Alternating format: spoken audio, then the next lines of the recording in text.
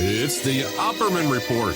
Join digital forensic investigator and PI Ed Opperman for an in-depth discussion of conspiracy theories, strategy of New World Order resistance, high-profile court cases in the news, and interviews with expert guests and authors on these topics and more. It's the Opperman Report. And now, here is investigator Ed Opperman. All right, welcome to the Opperman Report. I'm your host, Private Investigator Ed Opperman. The show would not be possible if it was not for our sponsors, cart-king.com. If you've ever thought about going into the mobile cart or kiosk business, you call 877-986-7771, cart-king.com. They'll custom design it for you, custom build it for you, and they'll ship it worldwide. Been in business 20 years, serving clients and corporations across the United States. PureSoapFlake.com. You can give them a call at 218-568-2525. You can purchase their product at PureSoapFlake.com, GreenHome.com, Amazon.com, and check out Whole Foods. Go to your Whole Foods and look on the shelf and see if you can find Pure Soap Flake. And if you can't find it, find the manager and make sure they have it in there. What you do is they can bathe your body and wash your clothes with pure soap products that are free of fragrance, GMOs, palm oil, sodium lauryl sulfate, and synthetic additives. PureSoapFlake.com, 218-568-2525, AlmightyGold.com. Gold! You can invest in gold as little as 1/10 of a gram. It's like $6. You don't have to wait for thousands of dollars. You can start putting away $6 a week, $6 every couple of days. Save it in these little carrot bars that come in credit card size packaging there. AlmightyGold.com. You can even go into the gold business with them, become an affiliate, make some money on every gold purchased from your website, your email, your Facebook. AlmightyGold.com. Gold. Let's see what else. Emailrevealer.com. That's me. Adoption investigations, infidelity investigations, email tracing. Back child support, someone owes you money. We can locate their hidden bank accounts, locate their place of employment, and help you collect on that judgment. Emailrevealer.com. Okay, we're joined again by Montgomery Blair Sibley, who was the attorney for Deborah Jean Palfrey.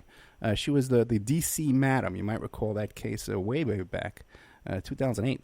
Mr. Sibley, are you there? Yes, sir. Thank you, Ed, for having me back on your show. No, thank you so much, and thank you for keeping me updated. You send me those email notifications all the time. I love to get those. Remind the audience, who is Montgomery Blair Sibley? Well, I'm an attorney, and I practiced law for a number of years, and in the period of around 2005, 2006, I was primarily focused on forfeiture cases. Those are actions where the government seizes people's property and forfeits the property of the government, whether they charge the person with a crime or not. That's a nice business to be in, right? Well, yeah, the government forfeits over $1 billion a year, and so even our hyper-efficient government is going to make some mistakes. So there's a couple $100 million of mistakes charitably that are being forfeited that probably shouldn't if due process is applied, which it often isn't. And is that how you got involved with Miss Palfrey? It is. I was representing escort services in New York and Florida, and our paths crossed through mutual acquaintances when her property was seized by the U.S. Postal Service in the fall of 2006. U.S. Postal Service. That's interesting. Now, is that common for a prostitution or an escort service to be charged through the U.S. Postal Service? It is curious, and I'll just give you the quick background. The way the service operates is Jean Palfrey, the D.C. Madam, later known, was living in California, but operating the service through her telephone to escorts in the Washington, D.C. area. The way the escorts paid Miss Palfrey was by getting U.S. postal money orders and sending them to a P.O. box in California. Most people don't realize that every time you buy a postal money order, your photograph is taken, and the U.S. Postal Service Inspector General keeps track of a statistically high number of postal money orders going to one P.O. box.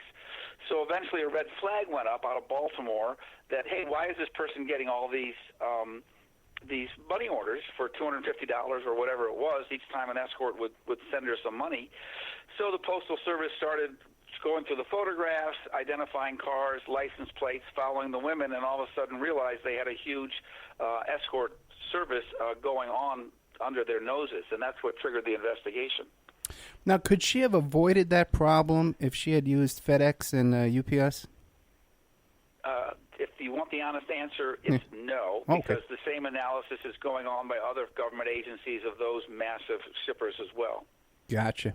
Okay, so then, now the last time we talked, you had filed some new kind of court filings, and in it, you had included some phone records.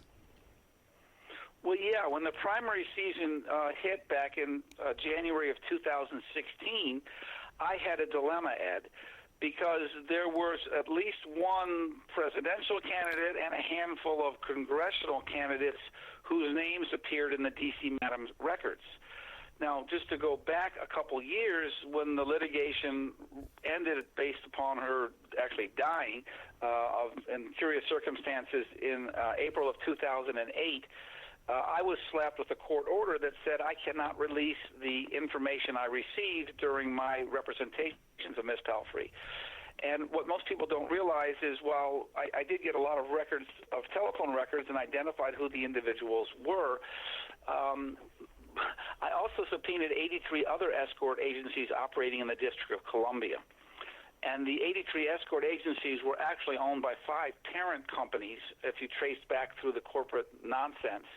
And each escort agency catered to a different taste, whether it's big-breasted women or pregnant women or whatever kink you can imagine. There was an escort agency for that. So I also received subpoena returns from those telephone records as well. So not only did I have close to 1,000 D.C. Madam records of individuals who were making calls and booking appointments with the escorts, but 40 other escort agency telephone numbers as well. So I was quickly slapped with this order that says, don't ever tell anybody about this or you'll be in contempt of court. And when the primary season rolled around in January of 2016, I went to court and I said, hey, I think I have information that the public should know about, and you ought to let me release this information publicly, or at least let me be heard as to whether it should be released publicly. The end result then was they would not allow the clerk to file the pleading. It was called a motion to dissolve a permanent injunction. They wouldn't allow me to even file a request to reconsider the order, and therefore I'm under what I consider a lifetime ban from ever being able to release this information, or even being able to petition the court to reconsider its order banning me from releasing this information. So that's where we were in 2016 when you and I last had a chance to chat about all this. But you were able to include some of these phone records in your motion, right? What I included was the name of the companies, but not the individuals, which I thought was a little bit close to the edge, but it was kind of a gray area because the order itself doesn't let me release the records. So I didn't technically release the records. I just said, look at these companies that are involved. They're some of the biggest players in D.C. politics, and I just think maybe the public would like to know about this. So that's how it came to pass that I sit today and was reaching out to you earlier because one of the people we actually identified back in 2007 hit the news recently for setting up a bunch of faulty information about a present presidential candidate as well. And so this just sort of reinforces that there's a treasure trove of information that people should know about, because there are public actors, political and lobbyists and the like, who were using escort services, for better or for worse. It is an imputation of someone's character, I believe, if not opening them up further down the spectrum to even blackmail going down the road. Yeah, and there was a lot of bizarre stuff in those phone records, too, because I got a chance to look through them. Like even the Vatican, right? And Catholic churches and stuff like that. What's going on there? There was, the consulate for the Vatican is on Massachusetts Avenue, just south of Wisconsin Avenue in D.C., and that was a regular stop for at least one of the women who worked as an escort over a 4-month period. And there would be there would be no innocent reason for these phone numbers to turn up in those phone bills, right? Any alternative? And the reason is there was always a cycle. There was a call to Jeane in D.C., right, which was a 3 to 5 minute call. What are you looking for? Our rates, blah, blah, blah. There was Jeane's call to the girl. Are you available? Can you go? Then there was Jeane's call back to the number saying, yes, the girl will be there in half an hour, and these are the rates. This is what you expect. Then there'd be a fourth call from the woman who would say, I've just arrived, everything's okay. And then she knew she was safe, otherwise, they went to plan B. And so when you have 4 calls in a row that are all connected like that, then you know that it's a service call, not someone dialing a number by mistake. Right. Hey, did Jeane ever have any kind of confrontation with organized crime or intelligence agencies, foreign intelligence agencies trying to, use her? Well, I can only answer that obliquely because I don't know the full answer, because nobody ever tells their attorneys the full truth, as I've come to learn. But certainly the reason she was in D.C. is because D.C. itself is an organized crime-free zone, which is why she didn't set up in New York or any other city, because there are just too many police agencies in D.C. for organized crime to get any kind of foothold down there. So that's why she was in D.C. She did have a regular contact dinner twice a year with a member of the intelligence community. She had a quasi-romantic relationship with this gentleman. She never identified him to me or which of the alphabet agencies he worked for, but I knew there was regular communication going that way as well. And one of the things I started to develop during the case was a defense that she was acting at the behest of the U.S. government, and that's when that information began to flow in. We had the what we always called the Thanksgiving Massacre, where our very friendly Judge Kessler was replaced by a very unfriendly Judge Robertson, and Judge Robertson immediately quashed all my subpoenas to the FBI and CIA and NSA and all the rest of them, and eventually got me removed from the case so that I couldn't pursue that line of inquiry. Now, you mentioned that there was a presidential candidate that you felt was involved. There was some kind of connection. Did you ever name who that candidate was? No, I couldn't without being contempt of court, and I do like walking around a free man a lot more than not. So I'm very respectful of court orders, even though I now feel that the fact that I can't even go back in and request them to be modified is a little beyond the pale. Yeah. And you mentioned, too, that, a lot of people contact me after you come on the show, and they say, hey, Ed, I've seen these records. Is it possible for other people to have copies of these records? They tell me they have them? Well, here's the problem, Ed.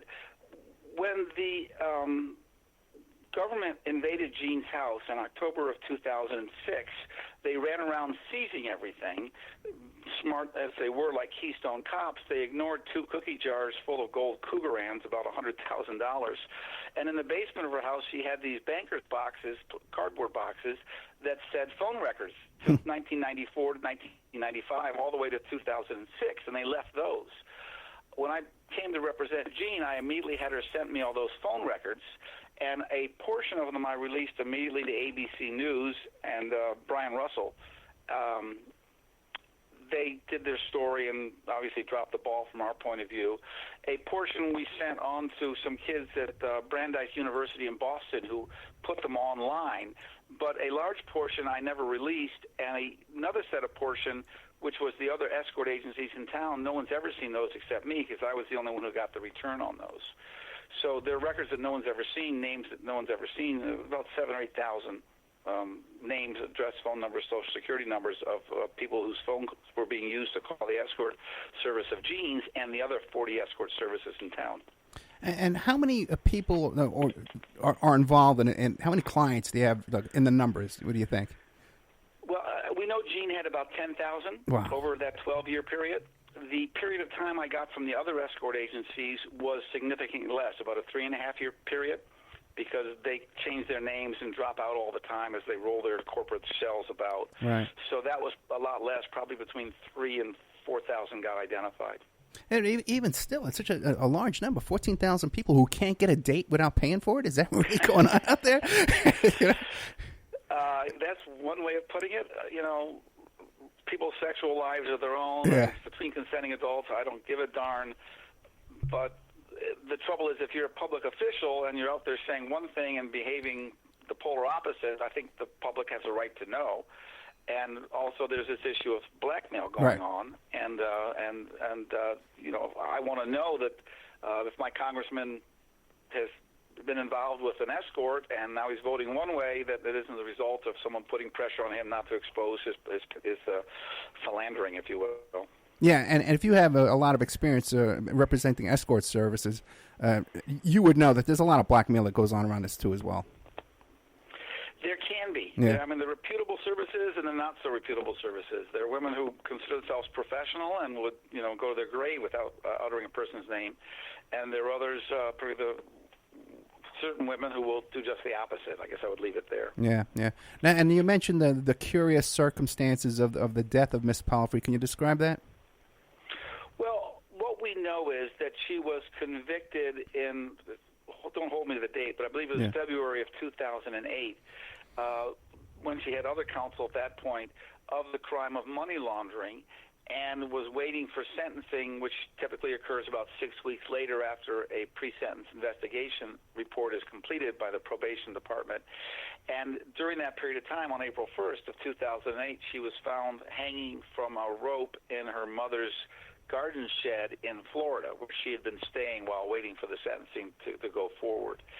The curiosities were many, and I don't know if, Ed, you really want to go back into all that. It's kind of water under the bridge, but we were all very shocked that she would take her own life at that point in time, because we had very strong, and I was back on our team for the appeal, very strong appellate issues to raise, and a good chance that she would have stayed out of jail pending that appeal, which usually takes about 18 months. So it was peculiar. It was very peculiar, and particularly to do it in her mother's shed was something else entirely. I mean, it's hard to imagine people committing suicide. I don't know what's going on in their brain, but to do it so your mother finds you, I think, would be something beyond the pale.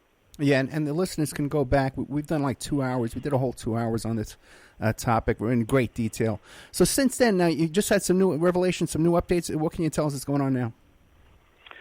Well, let's see. I recently had a conversation with the Federal Bureau of Investigation because a foreign power approached me asking to buy the list off of me, and I was rather blindsided by that. So, of course, I let them know. And the FBI was kind enough to interview the person at length before he tried to leave the country back in, in May already. So this was back in January, I guess it was. So there's still, people realize there's some value information in these lists that I still wish I didn't have anymore, but I guess I do, and we're sitting around. More recently, there's a presidential candidate by the name of Pete Buttigieg, I think his last name is. I've never heard it pronounced. Yeah, Buttigieg, I think. Yeah. Okay, thanks. I read it, but I never heard it pronounced. Yeah. In any event, there was a lot of false statements about him being put out by some Republican operatives. One of them being a guy named Berkman. Oh yeah. And Berkman was one of Jeane's regular clients. Back in the day in 2000 and all. Really? So. Oh, yeah. I mean, I'll send you the link on that. Oh, yeah, definitely want to see that, readers. Yeah. And the point is, for me, I've always believed this list should be made public so people know about this. And this is just another indication that, there are people operating today in significant roles publicly and privately who were using the escort service then, and God knows whether they're still using other escort service now. I have retired from the escort business as an attorney, and personally as well, I'll just add apropos of that. But, there it is. People are still, who are players back in 2007 using the escort service, are still involved now in our political landscape. And how do we know what's true, what's fake news anymore if we don't know the source and reason people are going forward with this stuff? Yeah, Berkman was the guy who supposedly he offered a reward in the death of Seth Rich, and then he had this whole thing. He was trying to come up with this scheme of digging up dirt on Mueller. Had this bizarre press conference where his fly was open throughout the whole press conference. Yeah. There you go. I mean, in memory of Jeane. In memory of Jeane, he had his fly open. But that's a good example. Here's this guy. What motivates him to dredge up Seth Rich and go? Maybe he's being blackmailed. Why can't we know this? Well, that's my point. Yeah. I always think it's better with more information rather than less information. So, I mean, not to go off tangent, but when Facebook or Twitter decides that certain people can be heard, or shadow list or shadow ban, whatever it's called, others obviously we're not doing it for somebody a service if someone else is deciding what we can and cannot know, and that's exactly what the courts have done to me in terms of letting what I know out for the public to decide what they want to do with it or not. So now, that's where I am. Yeah, the foreign power. You can't name the foreign power? Well, you can guess. Okay, I guessed. Niet, you cannot name the power. Now, what about, how much did they offer you? More than enough to live very comfortably and run a news bureau there on behalf of the government-sponsored news agency. So Nothing I wanted anyway. It was the wrong thing to offer me, but obviously I'm a U.S. citizen, I'm a patriot, and the FBI didn't think very kindly about this attempt. This guy was only 2 degrees separated from the President of the Republic, so obviously it was coming from them, and I just want to live my nice, quiet life in upstate New York, Ed, and I'm happy to do that from now on. Now you broke up there a bit. They said they offered you some money and offered you a job over there too, as well, running a news agency. Yeah, they wanted me to be the face of their U.S. bureau, their D.C. bureau, news bureau. Fascinating. And did this come up in any of the investigations? Are you named in the Mueller report or anything like that? Well, it was before the Mueller report was released, and I thought there was a contemporaneous effort to get the information and do something with it. And so I can't read into it more than that. Obviously, I wouldn't have been interested in any circumstance, but the fact this was a foreign government made me very skeptical about what the motivations were and who the people were behind it. So that's when believe it or not, where I live up here, we have an FBI office. So I walked in and explained to them who I was, my background, and they thought it was pretty remarkable. And when the person who contacted me tried to leave the country, they stopped him at the airport and had a very long discussion with him, and he's not coming back. And what year did all this happen? January this year. Well, so that's fascinating. So here we have 100 pages in this Mueller report outlining foreign interference in our elections, and this is a significant incident here, and it's not even included in that. I misspoke, Ed. I just looked up real quickly. It was actually October of last year, and just give me the senior moment for getting my months confused here. Upstate New York, October and January and March all look the same. It's white and lots of snow, so I get the dates mixed up. But it was in October that I was contacted. That I turned around and let the FBI know that I think that they were trying to make a contact with me, and I wasn't happy about it. So that's when they picked the ball up and got it going. Fascinating. So anything else going on you want to update us with? No, my quiet little life. That's about it, Ed. Right now, I always keep you on my list of people to let know if something interesting happens. So I'm always happy to talk about that. And I just think our republic's in a rough point right now, and I just hope people step up and think before they act and think before they speak, because it's a rough time. Mr. Sibley, I don't envy your quiet little life. Okay, if you call that a quiet little life, I don't envy it at all. Just to be clear, so it's on the record, and I said this before, the day I go missing is the day before the entire records hit the Internet from 5 different servers spread out across the planet. So they're on kind of a dead man's switch, if you will, so to speak. So I live my life up here, do what I'm doing, and leave me alone, and that's fine. But the day I'm not left alone is the day you'll be getting an email saying, click this link, Ed, and reach your heart's content. Yeah, absolutely. Yeah, feel free to put me on that list, man.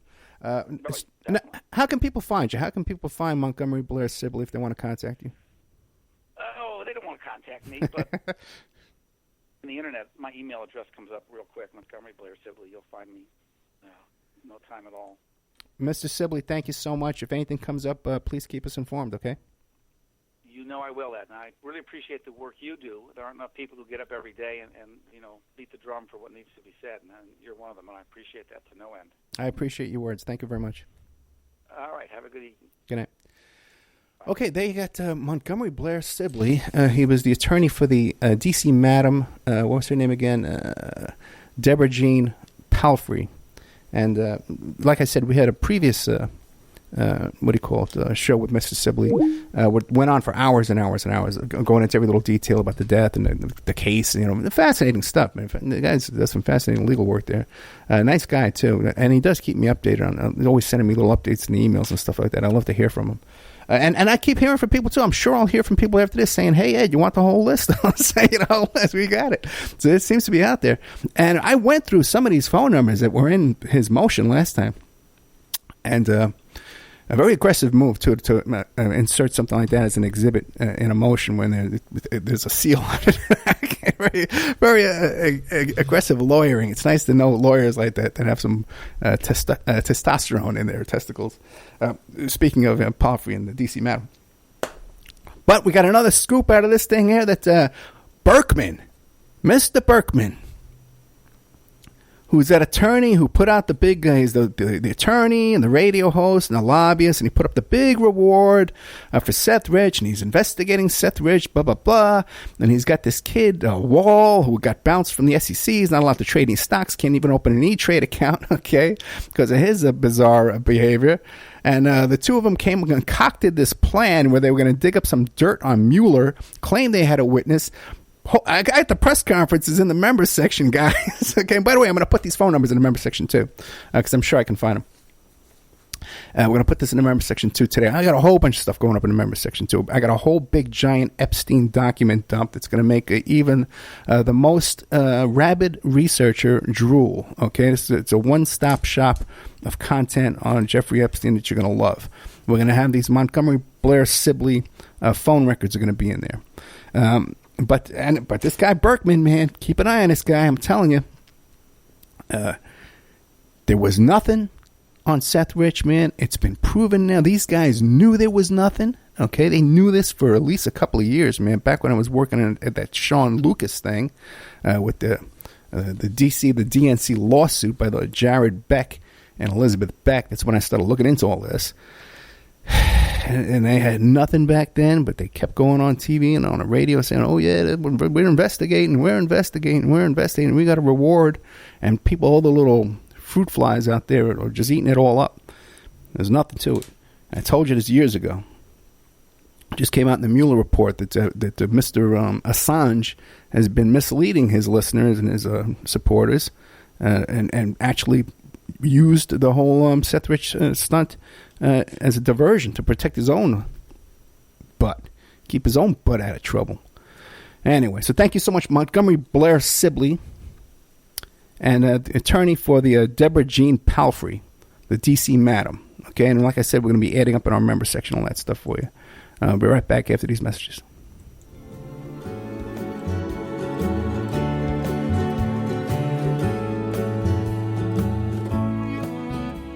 And now a word from our sponsors.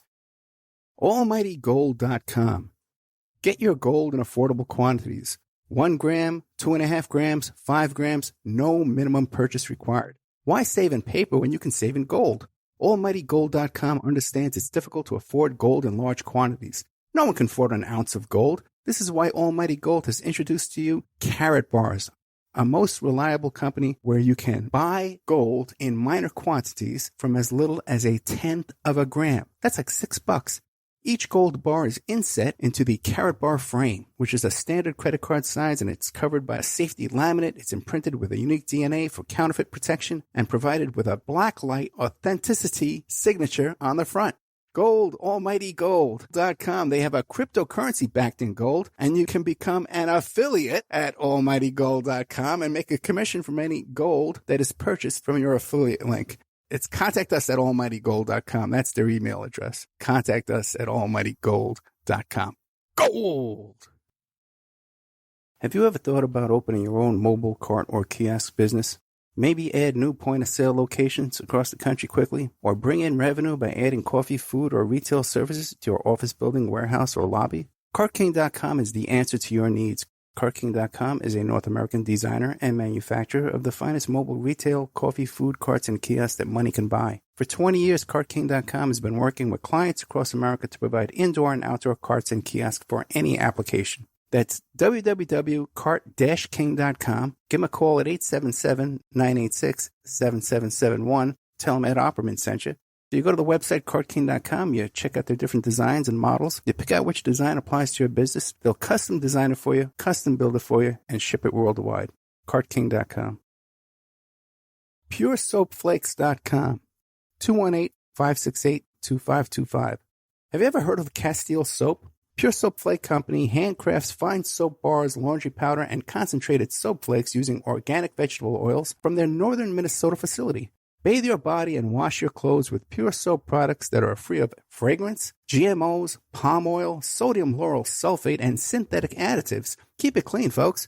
Pure Soap Flake Company products are kind to living creatures and sensitive skin, safe for drains and waterways, and work great in high-efficiency washers and top and front-loading machines. Order today at PureSoapFlakes.com, greenhome.com, Amazon.com, or give them a call, 218-568-2525, 218-568-2525. Pure Soap Flake Company is a proud member of the Handcrafted Soap and Cosmetic Guild. It's the Opperman Report. And now, here is investigator Ed Opperman.